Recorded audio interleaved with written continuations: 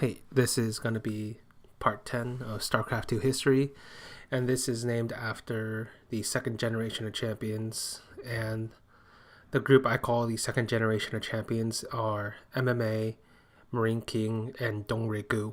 And there's some argument to be made as to whether or not Marine King deserves to be placed in this category, as he was in multiple finals early on in the GSL 2010-2011 era. But I feel like he fits here just because this is the peak of his career. This is when he actually starts winning titles, and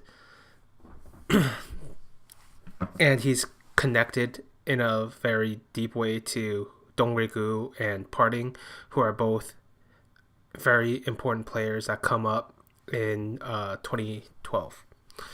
So I'll first start off with the first among them that rose right after the first generation, which is MMA. And in a previous video, I talked about how MMA won GSL October and Blizz Cup. I'll go over that a little bit deeper. In MMA, in GSL October, MMA was in a group with Nada and Keen. And this is a funny sort of relationship that I didn't go into. But basically, Keen was a Nada fanboy. And Nada had one time made a joke, or maybe he was serious, that he thought Keen could be the next Nada or something. And so he picked him into his GSL group, and then he beat him. And I'm pretty sure it was just a joke. Pretty sure Nada just wanted to get a free win. King took it seriously, and then King, ever since, every single time he had a GSL group nomination, he'd always choose Nada. And that kind of elongated Nada's career just because Keen had a terrible matchup against Nada. So I always thought that was kind of funny. And for those who don't know, Keen is that Korean guy from the Wind GIF. That's his most famous thing he did, apparently. As for both Nada and Keen, Nada starts to fade out at this point in his career. He basically stops trying. As far as I know, that's the reason as to why he ascended in StarCraft 2, and it's also the reason he declines in StarCraft 2 is he no longer had the focus or practice. Like, it was only there for a brief moment, and then he ran into Inca, got cheesed out, and that's kind of the end of his StarCraft 2 travels. For Keen, he becomes a better player, and specifically a Team League player. There are moments in time where you see something brilliant from Keen, but it doesn't happen very often, and in that sense, he's very similar to Dream, his other teammate, but unlike Dream, Keen doesn't have some incredible, life-altering moment, so to speak. It's a reference for those who know what I'm talking about. As for the rest of MMA's run, it's not really interesting. ASD, he wasn't very good. Clyde, not very good, especially by the end of 2011, which is what this GSL October was about. Happy, which he met in the semifinals. Happy was an IM'd Incredible Miracle Terran. He had shown strength in the TVT matchup, but I wouldn't say he was incredibly great at it.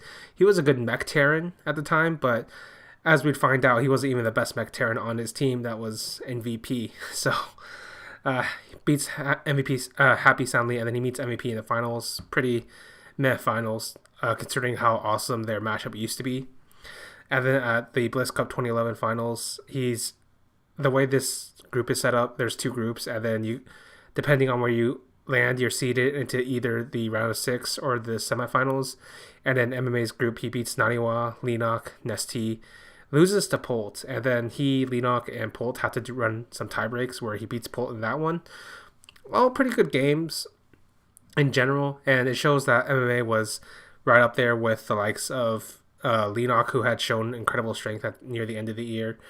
And MMA meets MVP in the semifinals, beats MVP, and then moves on to play Dongrigu in the grand finals, which I talked about last time. An incredible Game 7. I don't think the rest of the series was that great, but definitely watch the Game 7 if you haven't before. And beyond that, MMA only has 2 other tournaments to speak of during 2012, which is kind of sad because he really should have been a player that should have risen higher in a sense. Like he should have had a longer time at the top, but there were a few reasons as to why. But first, I'll get over his two good results. The first was Kiev, where he won the thing over Demaga, but Demaga wasn't as relevant as he was in the early parts of 2011, and Demaga had basically just used like some aggressive Baneling stuff. It was okay, wasn't that great, wasn't like mind breaking. And the other one he did very well in was Iron Squid 1, which is a French tournament, very had a very certain aesthetic to it with the orchestras, and there was like they were like the last guys to do like the super big online tournament, and then they would do the playoffs. They would do the playoffs on the stage. It was pretty great, and the creation of this tournament actually does give Nesty one last gasp of life, so to speak. I'll talk about that later when we go into the later Iron Squids. But in this one, MMA plays Alive, and Alive is a player that had, like I said, kind of...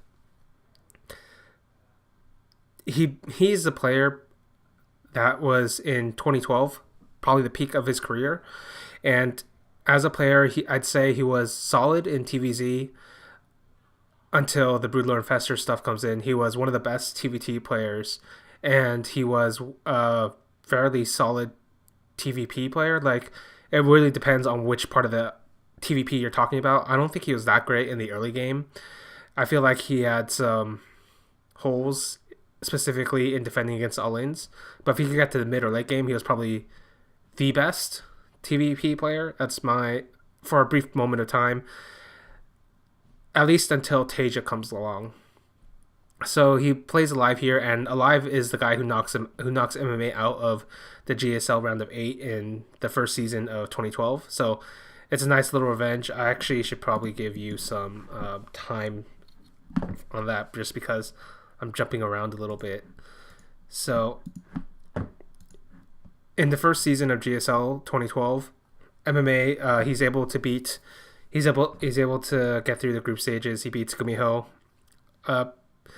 a player who is also on the rise, but this is his best result in Wings of Liberty, basically. At least on paper. There's an argument to be made about his GSTL run, which is actually an important run in MMA's career, incidentally. And then he also beats Zenio. Zenio is basically, I'd say, washed up, but he was barely hanging up in there at times. At times he could show some good, decent Zerg play. And then in the round of 16 groups, he had Puzzle, Oz, and Supernova. Supernova was another player that people thought was on the rise at the end of 2011. And I didn't get into this in the last GSL. Was it this GSL or the next one? It's probably the next one, but Supernova ends up playing Supernova will probably get a small video of his own just because he's such a unique player. But basically, Supernova was pretty good. In this one, though, MMA plays against his worst matchup, which is TVP. Plays against Oz, plays against Puzzle. And Puzzle is a name you really know. Most people shouldn't remember. He's basically, his claim to fame was being known as a 400 APM Protoss or some bullshit like that, but he wasn't very good. Like, he was just solid, and that was all as far as that could take him. As for Oz, he was a smart player, specifically in PvP, but like his PvT was suspect. And his PvZ was interesting, but it wouldn't really matter very soon once the Brutal Infestor shit came into play.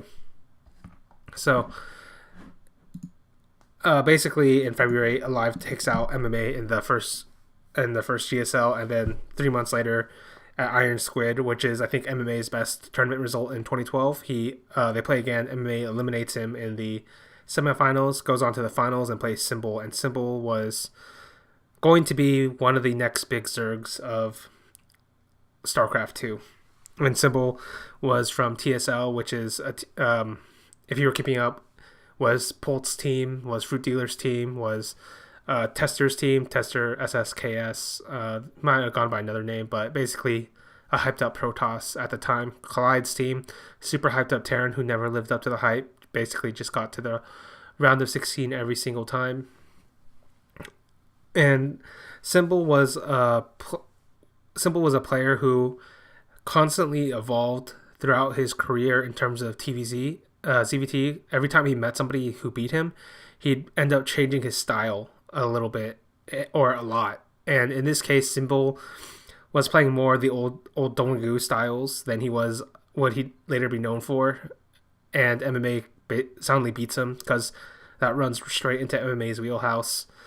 And it's a big victory for MMA, and it kind of shows that he did have some potential, maybe, to be able to stay relevant in the oncoming era of Brutal Lord and Fester. But he ends up having a downfall, and the downfall is partially because of the meta and partially because of internal problems. Basically, Slayers tries to character assassinate him in a sense.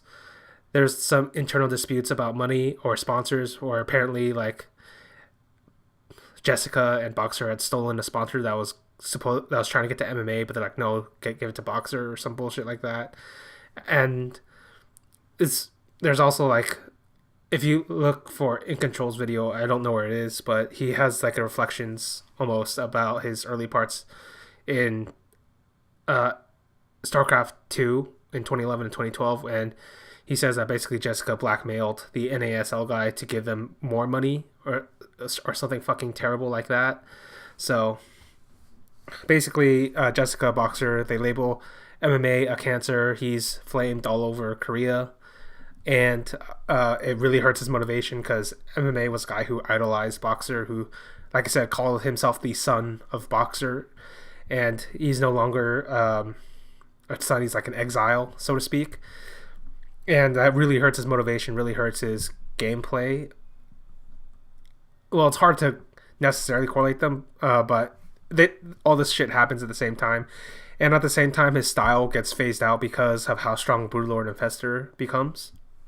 So MMA has this big slump in 2012, and he doesn't necessarily get over it until years later, and he has to like move to WCS EU. He has to grind his way back up in that regional scene in online team leagues, and eventually he will make a return. But throughout all that time, he does remember that Blizz GSL October finals where he beats MVP in front of Anaheim, and that dream, so to speak, fuels him in a very important way, and that becomes much more relevant when we go like 3 years down the line or something crazy. That's how persistent MMA is as a player. It's one of the reasons why you have to respect him, like maybe the most of any StarCraft 2 player. He was so persistent in all of this bullshit, and he really did force his dream to come to pass, so to speak. The second player I put in the generation of champions for the second generation is Dongwoo. Obviously, Dongwoo is MMA's big rival. Dongwoo had lost to MMA in that epic Blizz Cup finals, where, to be fair, I think Dongwoo probably could have won, and they had traded a bunch of series at MLG before that. And Dongwoo finally makes his first super big win. It's at the GSL Season 1 in 2012, and in this season, he basically beats Genius in the finals. But before that, let me go through who else he beat. He beat Nestea, and this is actually one of Nestea's last great series. It's actually watchable to today's standards because it's a very aggressive series with a lot of mind games and a lot of reading of the opponent.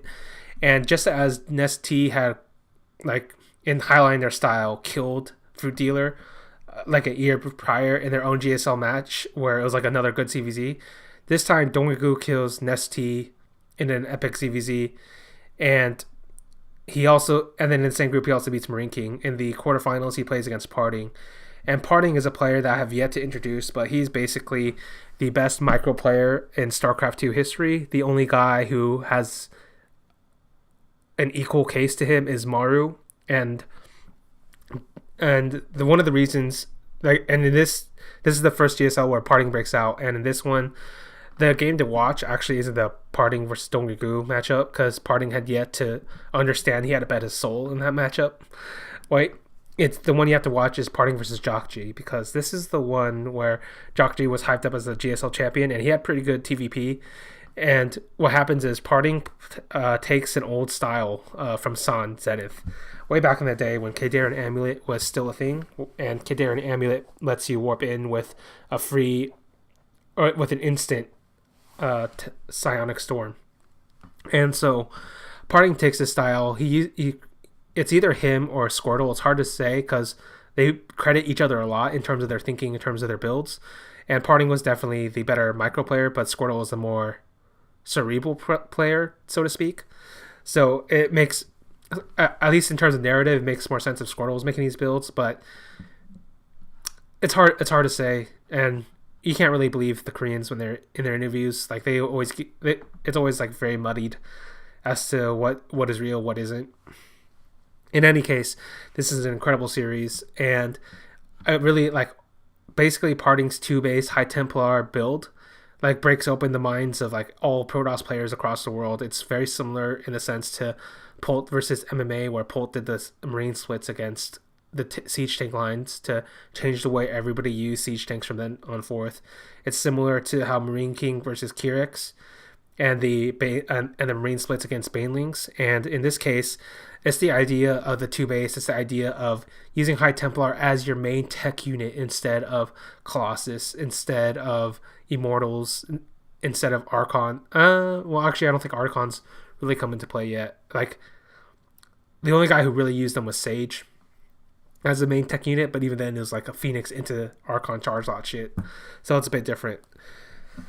So Parting really like opened the eyes of everybody there, and Parting was somebody nobody had their eyes upon. But after that series against Jockji, Parting would become a huge name in StarCraft 2.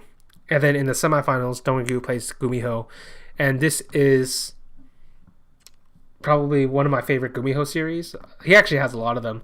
Gumiho is definitely a player where, even though his results are basically kind of shit compared to the best players in StarCraft 2, in terms of pure entertainment value, he probably has the highest return rate of any player in StarCraft 2 history.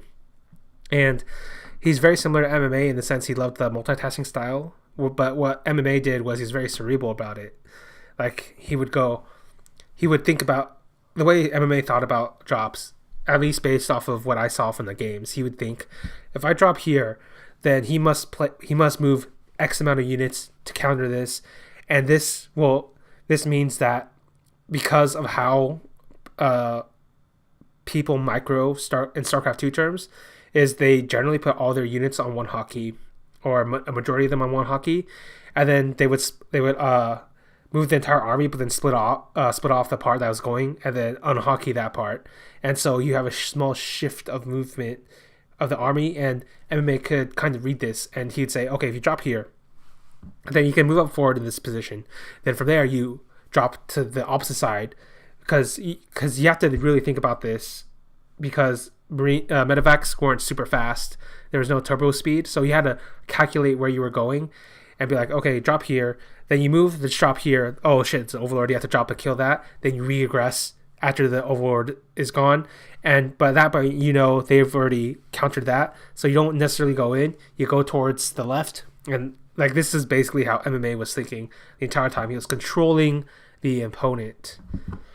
Gumiho was the opposite. Gumiho was like, you know what? I bet if I drop in 7 places at once, or if I attack in 7 places at once, you can't stop all of it. That's literally what Gumiho was thinking, and it was incredibly frantic just because Gumiho didn't have the control to control all 7 drops at once. Nobody does.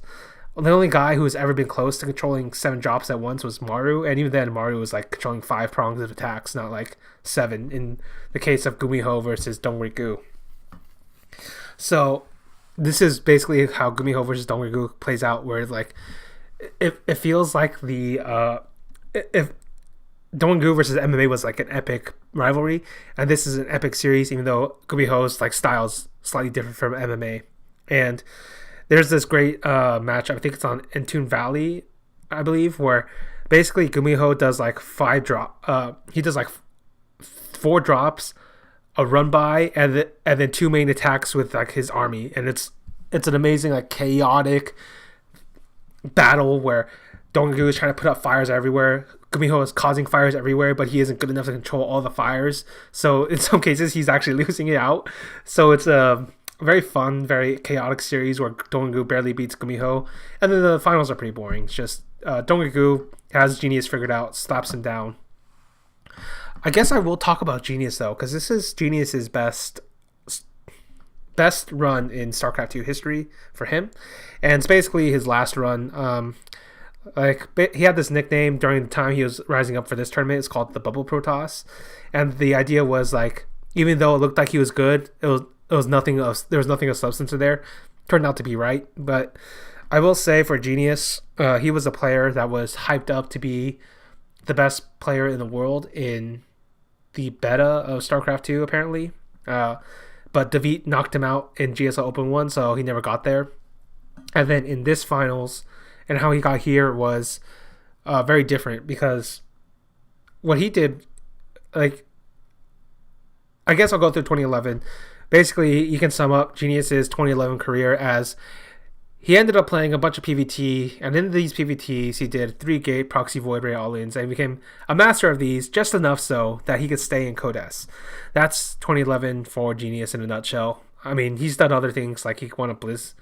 He won like a few tournaments here and there, but that's basically him. And this one, though, he completely changes. And it's only a change that lasts for like this GSL season. But basically what Genius does is he plays a very late game focused style where he goes to the end game, and the game you have to see to believe it, because like I said, I sound very disparaging towards Genius, but Genius versus SC, and I don't know why, but SC sometimes ends up in these weird games where like it's SC versus Son, it's SC versus an ST, now it's SC versus Genius, where he ends up playing a good game, but he loses. He's always on the losing end. And so they split up, and it's SC versus Genius, and Genius has this incredible late game control and ideas of how to take out the Terran player, and this also extended to PvP actually.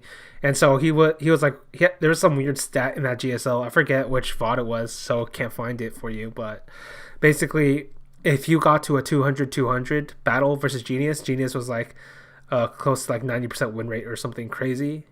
Or it might have just been 100%, just because in that season he wasn't losing to anybody in the late game except for Donggu in the finals. And it was an incredible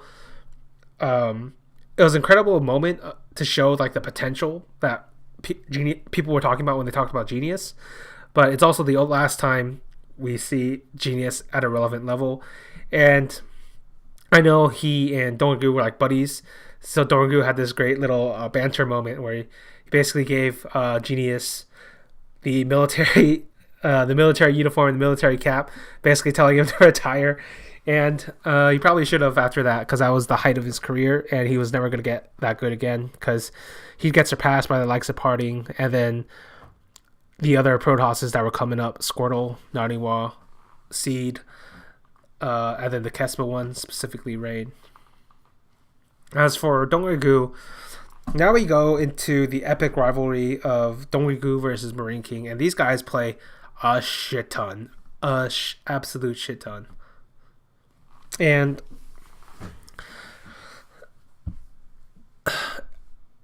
they had already played before, like I said, in the GSL season, but they end up playing a bunch of times, specifically in the MLGs. So the first time they meet is MLG Winter Arena, and it's in the finals. And in this one, this is a tournament where MLG tried to do pay-per-view. Ends up not working out, but I think it was worth a shot, just because they had to monetize the tournament somehow. And it's too bad it didn't work out, because maybe there'll still be MLG tournaments for StarCraft 2 to this day. But whatever, life goes on. So in MLG Winter Arena, Marine King beats Lucira, Naniwa, Violet, Parting, and Huck. And Lucira, he made a GSL finals, famously getting stumped out by Nesty, but he wasn't that good. Quite frankly, he was like on the borderline of being a threat, but not quite there. So, decent middle tier. Naniwa was pretty legit in my opinion, but Naniwa had some weird stylistic issues that he was like like I said, he's like Warcraft 3 player turned Starcraft 2 player in a sense. Violet, he had yet to fully embrace the patch Zerg that he always was, and so he didn't. He wasn't able to beat Marine King. Marine King versus Parting was a great series, and these two always end up having very good series against each other.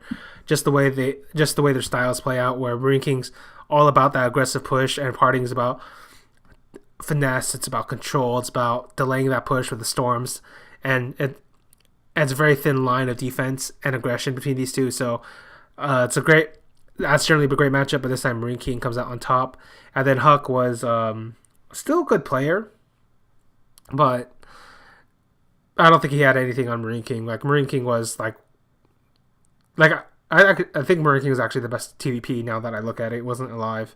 It was definitely Marine King. Marine King just, and the reason like Marine King's so successful in this period of time is because the meta masks his weakness. Like he has a lot of weaknesses as a player, but two of the biggest was that fact that he was super greedy and that he was super stubborn.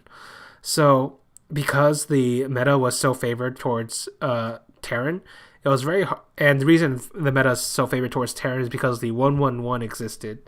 And the 1-1-1 is 1 barracks, 1 factory, 1 starport. And it's a build that basically dominates TVP. And low-key, the way Terrans used it was fairly smart. Like, they wouldn't use it normally. They'd only use it when it had to be done. It was like, all right, time to win this series, and they pull it out. So they never abused it as much as they should have. The only two guys who really abused the shit out of it was Puma and Hart, and because the 1-1-1 existed, it kind of killed a lot of Protoss aggression in the early game. And Huck, like I said, is an aggressive Protoss, but if he's not allowed to take the fight, I don't think he's nearly as good.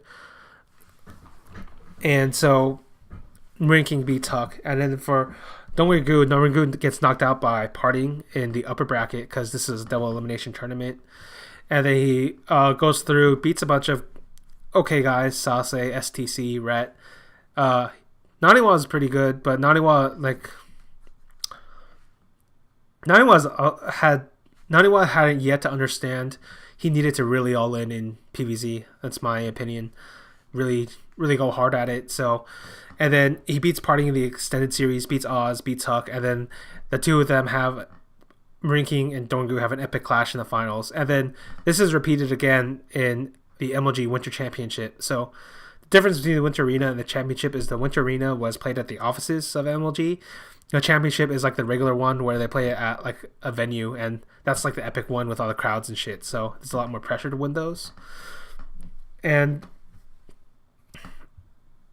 there's let's see, for Marine King he beats Gonzi, MC, and Crazy Moving. You know a bit about Gonzi, solid Slayers Terran. Best matchup was TVT. MC was MC. MC was an interesting player because we were already past his prime basically, but MC would consistently find a way to win, in his like naturally aggressive style, and he'd always be a player that could kind of hang around to be a threat for almost the entire rest of his career basically.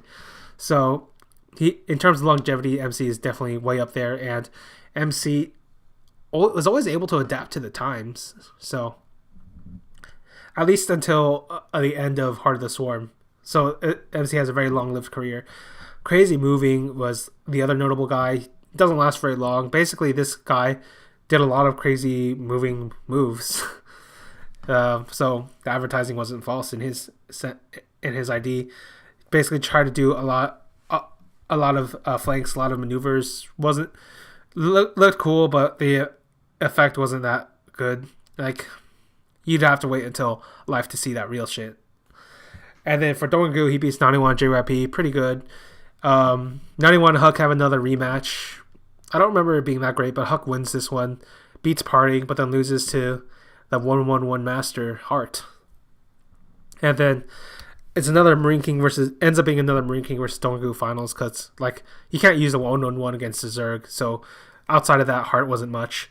So Marine King and Donggu play against each other, and it's another epic series. I think this is the one that's more memorable between the two finals, just because of the crowd and the play and the way these two played against each other. It didn't really feel like they were counter-striking each other at all. Like, Marine King always just plays Marine King, and Dongwon-gu was a man of pride, in a sense, a man of extreme pride, both in where he was born and in his play style, where he loved, like, it doesn't matter who it is, if somebody is willing to let him play into Muta, Ling, Banling, into whatever bio stuff they have, it doesn't matter who it is, he will play them all day, every day. And even if there's like a very obvious weakness to that player, and Dongwon-gu is a player who might be able to like figure out there is a weakness, he wouldn't use that weakness. He'd rather just play them straight up, because because in his mind he thinks, well, if I play straight up, I'm more likely to win anyway, and that's way more badass, and it proves I'm the best in a sense. And that's kind of how these two players work out against each other. Or it's not like there's an evolution of change between their finals. It's more like they just play their favorite styles, and then Marine King came out on top twice. It finally shifts later on in their third matchup at MLG Spring Arena, and which is like a smaller like arena event. And this one, it's like another Marine King versus Dongwon-gu finals, where Dongwon-gu wins, and then they play one last time in the MLG Spring Championship. And this one, Marine King beats Symbol, Dongwon-gu beats MC and Oz. MC is a good win. I don't think Oz was as good of a win. And there's this funny little run, if you look at the bracket, where like Monster's killing a bunch of people, and Monster was a teammate of Dongwon-gu, a Zerg player, and he's a player that was a little bit hyped up in Legacy of the Void very early on before quitting the game. He's a player who basically spent his entire career beating up EG players. Like, I don't know why. Like, you can look up his career results. Basically, he has a enormous amount of wins against EG players, and it's not, you can't even find them all, because a lot of them were in team leagues where he'd randomly all kill them for whatever reason. I always thought that was funny. And then this Spring Championship was like Puma's last good run, even though I don't really respect it, because he was basically just using the 1-1-1 most of the time. He wasn't the same Puma. That's why I didn't put it in like the Puma's World Tour video, because I feel like that old Puma was already dead by this point, and this Puma was like a man trying to like find a way to win, and this was like his best result possible. So Dongwon-gu beats Puma. Dongwon-gu figures out Marine King, and then Dongwon-gu plays against Alicia, and Alicia isn't someone I've introduced yet. He's Slayer's Protoss player. I think he was initially denied the first recruitment, but because of the amount he was willing to play, like, they eventually let him in, and he'd be a player who he'd be like a smaller Kong, so to speak, one of the lesser Kongs. He had a bunch of second place finishes, especially at foreigner tournaments. There were times where you thought maybe he could break into the upper tier of the highest tier of Protoss player. Never really could manage it. Fun player overall, and then he'd end up moving on to Axiom. And then Dongwon-gu's last, was it his last though? Let me check. Okay, so the last one I'll talk about, I guess, is, actually, will I? It probably doesn't make sense for me to talk about it. But basically, Dongwon-gu has two big results later on in 2012. They are a second place in the OSL, and then a second place in Iron Squid. Was it 2? Check. Yeah, a second place in Iron Squid 2. I'll talk about those later, because those are less about Dongwon-gu, as they're much more about the players who beat him. Rain at the OSL, Life at Iron Squid. And just like and actually both Marine, it's just like MMA has a downfall later on, both Marine King and Dongwon-gu also have a downfall. In Dongwon-gu's case, this downfall comes from the GSL Season 3, where he's able to get to the semifinals of that season, and the GSTL Season 2, where his team MVP is able to get to the semifinals of that season. And the reason I call this the downfall of Dongwon-gu is because up to that point, Dongwon-gu had been a very, like, confident, like, in his I try not to read too much into this usually, but it's just in terms of posture, just in terms of his enjoyment of the game, like how much he was smiling, how good he was, how mechanically sound he was, the decisions he was making, like the belief in his build, so to speak. He was like a championship level caliber player for a long period of time, and then you go to these 2 seasons, and basically here's what happens in GSL Season 3 finals. It was announced that they would play in Busan, and then same thing for the GSTL finals. And for those who don't know, Busan is like let me check real fast. I'm pretty sure it's a city in Korea, or it might be, yeah, it's a city in Korea, and Donggu is actually named after a district in that city. So obviously Donggu has a huge sort of love for Busan, and so when he finds out that the finals of the GSL and the finals of the GSTL are going to be hosted in Busan, he's like really into it. He's like, oh, I'm gonna do this. I'm gonna win. I'm gonna represent Busan. And Donggu was actually a player who was given like an official representation like badge, in a sense, from Donggu, the district, or it might have been straight up from the Busan mayor or something. And so he had a lot more on the line.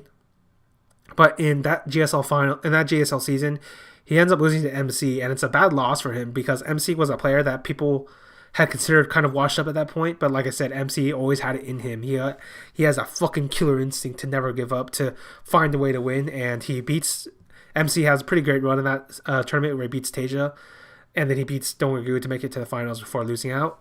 And so Donggu is crushed, right? But you know what?